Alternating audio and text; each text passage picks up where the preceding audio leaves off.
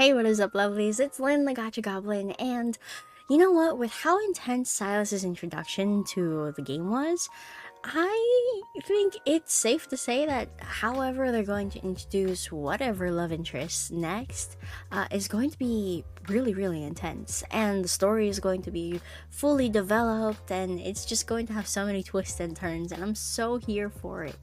That being said, there's a lot of rumors going around about who's going to be released next, and we kind of have a feeling it might be Caleb. Guys, there's so much evidence for Caleb's release to be next. Not only is the branch stories all hinting towards Ever, but the fact that Caleb and Ever are somewhat connected, just because they work in the same area. There are a lot of speculations that he will be the next love interest, and honestly, I'm all here for it. There are a lot of people out there who might not be a fan of Caleb and his story because of maybe cultural differences and whatnot, but I'm actually really excited to learn more about Caleb and his background with the love interest. Not only his background with the love interest, but also potentially seeing some love interest crossovers where they kind of meet or talk about one another when it comes to Zane and Caleb in the future, which will be really, really fun down the line. But I actually wanted to talk today about what story Caleb could be following, what trope he would be following, what his myth could be about. And I did some digging online and I found some very interesting theories, but I think it's important first to cover the tropes that the other love interests have already, since I've noticed that there isn't really much of overlap between all of them, since it's in their best interest to keep their tropes and their characters as different as possible in order to, cast a wider net for their target market. So we have here Xavier, who I kind of think is maybe a savior kind of trope, or strangers to lovers, mystery man kind of situation there. I could be wrong. It's fine with me. Then there's Raphael. Jokingly, I put bodyguard romance. But I think he's more of a revenge romance, just because, the sea god is particularly angry with MC.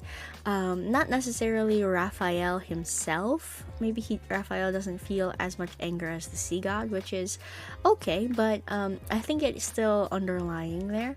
And then we have Zane, who is, of course, would be drop my earphones. Zane, who would be probably friends to lovers, if not Dr. Romance, or second chance, because they did part ways, not necessarily on bad terms, but they were kind of alienated, whereas with Caleb, it's not that they stopped talking on bad terms, it was because one of them blew up. So there is that. And then Silas, he encapsulates the enemies to lovers and billionaire romance. The enemies to lovers kind of is very interesting here, just because a lot of people think that Caleb is going to be enemies to lovers. I don't know if he is going to be enemies to lovers. He's the ultimate baddie and whatever. I don't know. I feel like that might not be it, and I have some proof, or at least some theories as to why I think that. But continuing on, I also think that there's an overarching trope of destiny with all of these characters and all of the storylines that we're following, so that is just something that overlaps with everybody. So what trope can Caleb be? Now, when I was looking up different tropes, what caught my eye was the forbidden love trope, and that was super spicy, and I was just like, ooh, that one's good, I hope that's Caleb. And I was like, how can I support this claim? Now, of course, a lot of people probably would have seen this artwork already of Caleb holding an apple, and there's like a little snake around his hand in front of MC. This artwork was actually commissioned by the devs themselves back in January when the game was released in 2024.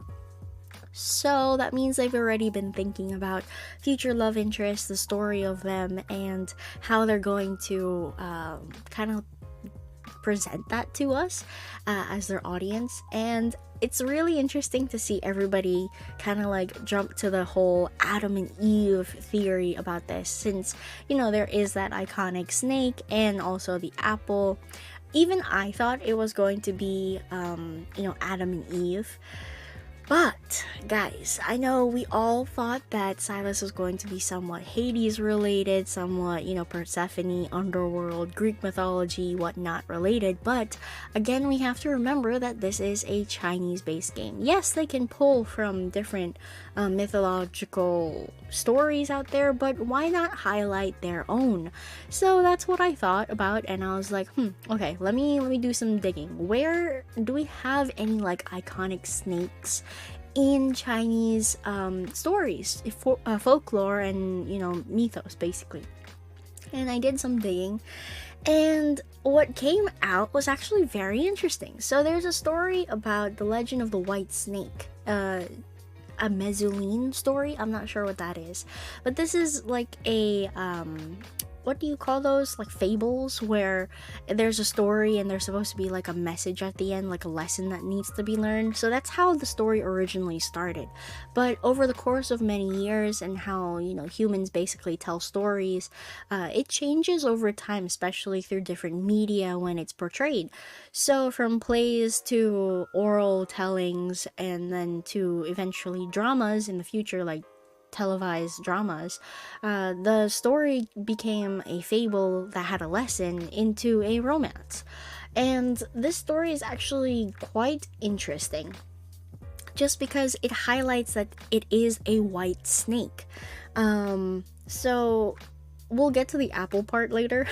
But the story of the white snake starts off with this snake that was born in water, and it learns how to use magic, and over time it learns how to use metamorphosis and turn into a beautiful seductive woman.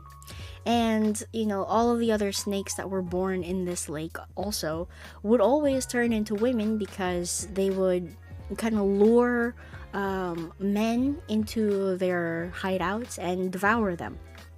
So that was how they would sustain themselves. However, there's this one particular white snake who turned into a beautiful woman as well, and tried to follow that same path.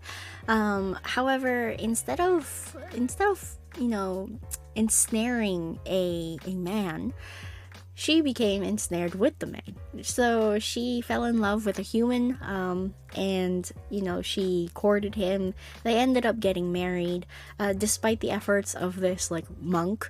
I'm telling the story in a very summarized way, so if you guys want to check out the story for yourselves, please do check the link that I'll leave in the description box.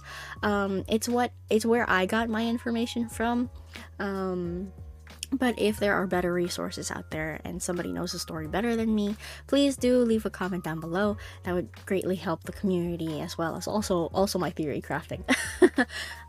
So where was I? There was this monk, right, who would always try to expose the snake, the woman snake, and try to break up the marriage between the two happy couple. And eventually that does work. He is able to expose that the woman is actually a snake in front of the husband, and then there's this all-out brawl, basically, and the white snake could have, destroyed this monk, but in doing so, she would have destroyed a village as well and killed many humans. And at this point in their relationship, her and the man that she fell in love with, she grew to love humans as a whole. So she didn't want to destroy the village. She didn't want to kill any innocent humans just to defeat this monk. So instead, she basically let herself get captured. She let herself get captured and entrapped underneath a pagoda. And the monk said the only way you will be free is either the lake runs dry or flowers will bloom on this tree or something like that. Little did he know that there was a child that was born from the human and the snake. Through their marriage, they had a kid. And when the kid grew up, he became, I guess, a celebrated soldier or something.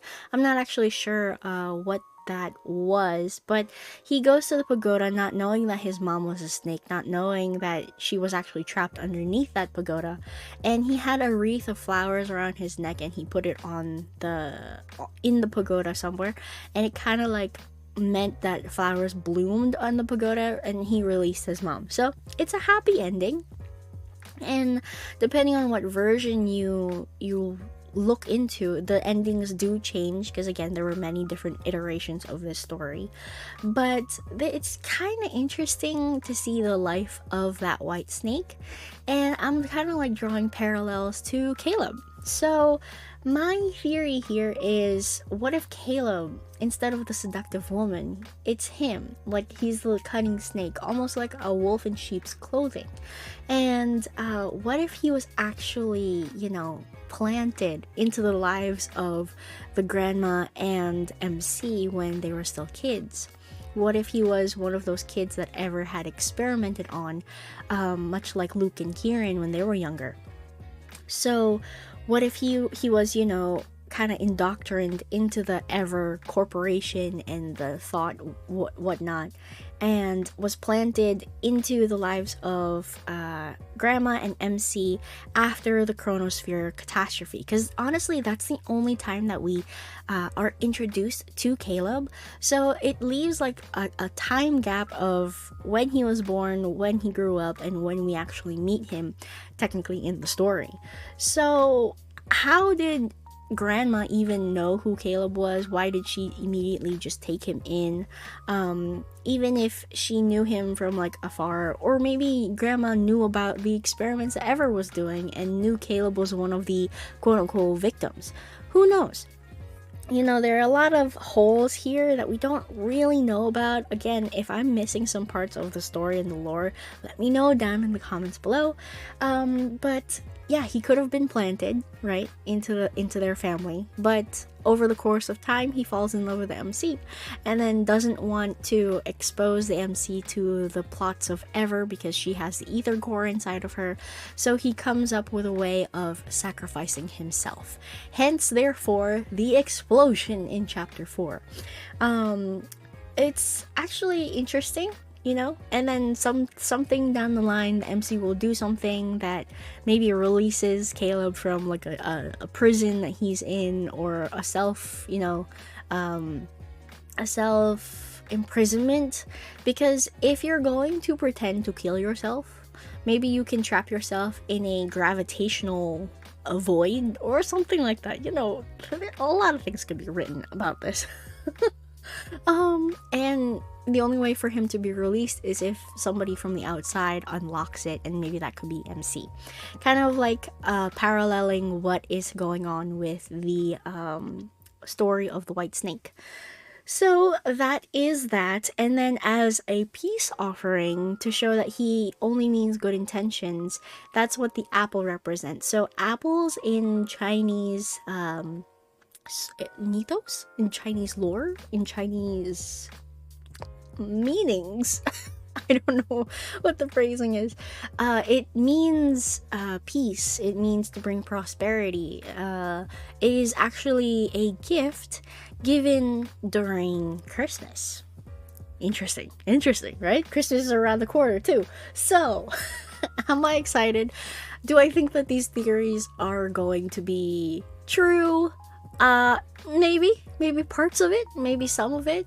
I just don't know why Infold would choose to make Caleb Adam and Eve. You know what I mean? Like, just because you could choose any mythological creature out there, and you would just choose the first man. Not not disgracing that religion, Christianity, Catholicism, whatnot. I'm just saying, you got the choice to be a snake, a fancy cunning snake, or the first man. Different cultures, different meanings, and also the fact that the commissioned artwork was particularly a white snake, just kind of like, I've commissioned some art before, like very recently actually. I've commissioned some art, and the amount of detail that you have to give and the amount of references that you have to give in order to get that specific image across, it takes a lot, and for the devs to just be like, oh yeah, just make a snake and you could choose whatever color, and it just happens to be white. Like, I was looking into the Adam and Eve story also, and the snake is usually depicted as a green brownish snake. So I don't know, guys, the color is a very important tool in symbolic features as well. So that is just my theory. Again, if you guys have your own opinion down below, please do share it with the community. I know a lot of Caleb girlies are very, very, very excited for his release and his announcement, and that is something I'm excited for too, because it's just more content in the game, which is very exciting, and I enjoy their storytelling as a whole. Anyway, that being said, I hope you all enjoyed this video, and I'm excited what everybody thinks down below in the comments. So thank you all so much for watching. If you want to subscribe to this channel, I cover love and deep space amongst other things, and that's about it. Thank you all again. I am Lynn the Gacha Goblin, and I'll see you lovelies in the next video. Bye bye now.